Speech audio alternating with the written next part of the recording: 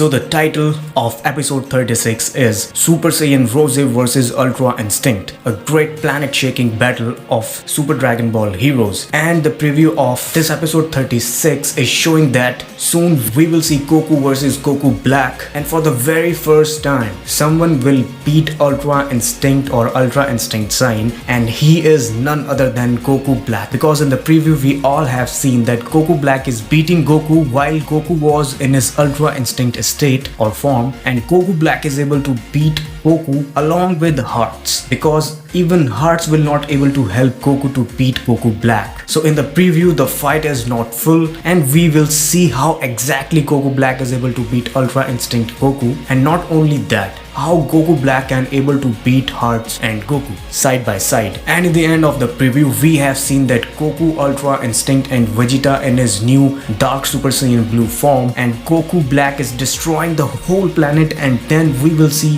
one of the best villain of all time, the Perfect Cell, and he's smirking, so Perfect Cell will do something crazy as well. And if some of you haven't seen the new preview, then you totally forget to follow me on Twitter and my Facebook page, because I have shared the link there, and you can check the description for the link as well.